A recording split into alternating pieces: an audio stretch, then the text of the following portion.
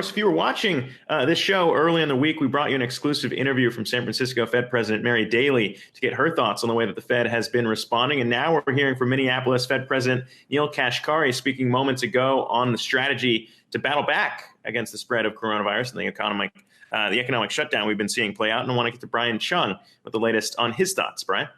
Well, San Francisco Fed President Mary Daly told Yahoo Finance on Tuesday that if we're not already in recession right now, we will be, and she expects that we already are. We're hearing those sentiments echoed across the Federal Reserve from other officials. We had, as you mentioned, Minneapolis Fed President Neel Kashkari, who is a voting member of this year's interest rate policy setting committee.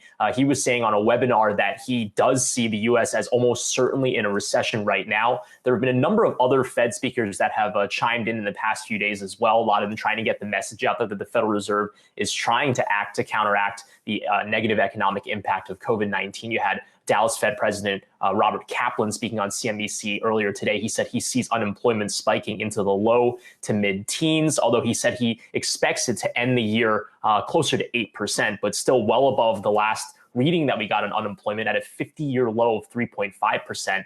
You also had Eric Rosengren from the Boston Fed saying yesterday he thinks fiscal policymakers are going to have to do more than the CARES Act that was passed last week because this recession is going to be so severe and so deep. So not necessarily a rosy picture from the Federal Reserve, but they're all emphasizing this is an engineered economic shutdown. So we should expect to see these bad numbers. The real indicator of how fast we get out of this is going to be the health response.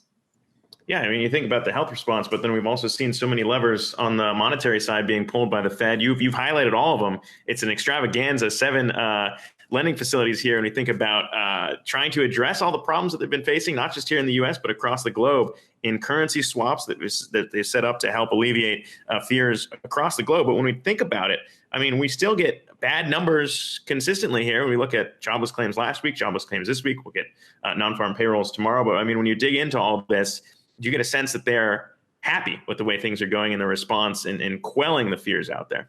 Well, the Federal Reserve wants to say it still has a number of bullets left. When you think about that Main Street lending facility, keep in mind it got $454 billion from the bill last week. We haven't heard of what the Federal Reserve exactly plans to do with that specifically. So that's going to be really important to watch. But I wouldn't say the Federal Reserve is happy per se. Obviously, the numbers that you're seeing are just horrifying. But I think we are being told by Federal Reserve officials and other economists that we should expect to see some really bad data in the coming weeks or maybe even months as well.